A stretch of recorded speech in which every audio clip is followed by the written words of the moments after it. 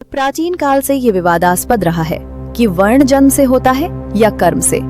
जो लोग वर्ण को कर्म से होना मानते हैं, उनके पक्ष में पुराणों का प्रबल प्रमाण है। जैसे तपस्या से ब्रह्मर्षि होने वाले ऋषियों की सूची। 1. श्रृंगी ऋषि हिरनी के गर्भ से पैदा हुए थे। 2.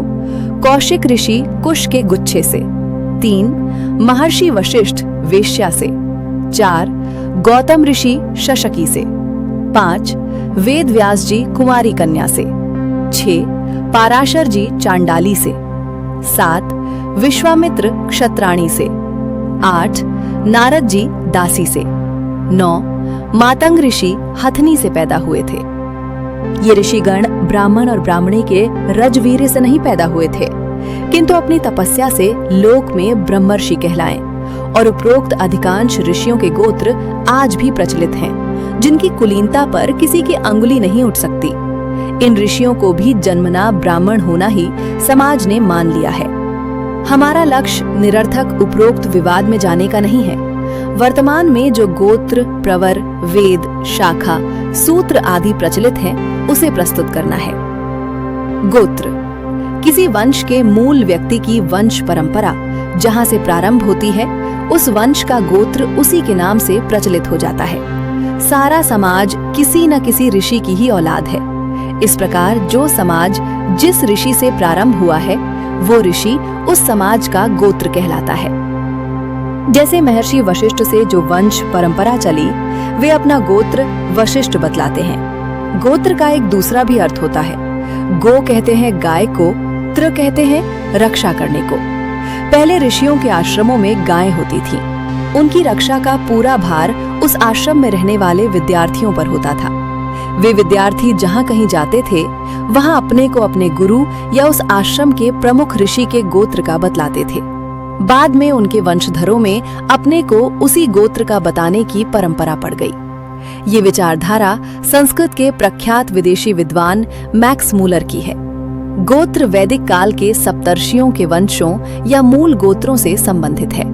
ये वंश थे आंगिरस, भार्गव, आत्रेय, काश्यप, वशिष्ठ, अगस्त्य तथा कौशिक। इन गोत्रों के मूल ऋषि हैं अंगिरा, भृगु, अत्रि, कश्यप, वशिष्ठ, अगस्त्य और कुशिक। प्रवरा गोत्रों का प्रवर से घनिष्ठ संबंध है, इसलिए गोत्रों का प्रचलन होने के साथ ही साथ उनका प्रवर संबंध जोड़ दिया गया। प्रवर का अर्थ होता है श्रेष्ठ। प्रवर उन ऋषियों को कहते हैं जो गोत्रकारों के पूर्वज और महान थे। गोत्र उन अर्वाचीन ऋषियों के नाम से हैं जो परंपरा द्वारा किसी व्यक्ति या वंश के पूर्वज माने जाते हैं। इस प्रकार गोत्र प्रवर्तक मूल ऋषि के बाद में होने वाले व्यक्तियों में जो महान हो गए, वे उस गोत्र के प्रवर कहे जाते हैं।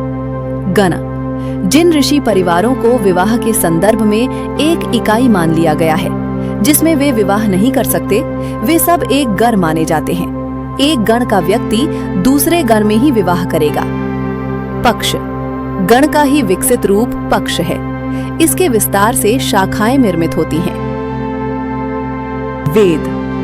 वेद अपौरुषेय है। ईश्वर की कृपा से ऋषियों के अंतःकरण में इसकी रचनाएं प्रकट हुई थी। इनकी संख्या 4 है।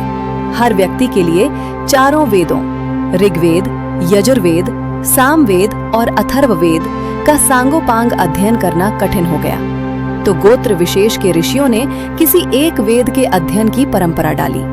क्योंकि उस समय लेखन कला का आविष्कार नहीं हुआ था, इसलिए वेद मंत्रों को सुनकर ही पढ़ा या याद रखा जा सकता था।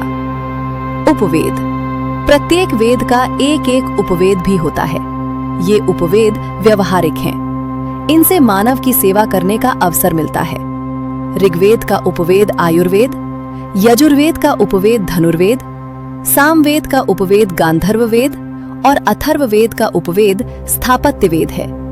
ये उपवेद जीविकोपार्जन में सहायक होते हैं। शाखा जब किसी एक गोत्र का व्यक्ति उस गोत्र के लिए निर्धारित वेद का पूर्ण रूपेण अध्ययन करने में असमर्थ होने लगा, तो ऋषियों ने वैदिक परंपरा को जीवित रखने के लिए शाखाओं का निर्माण किया।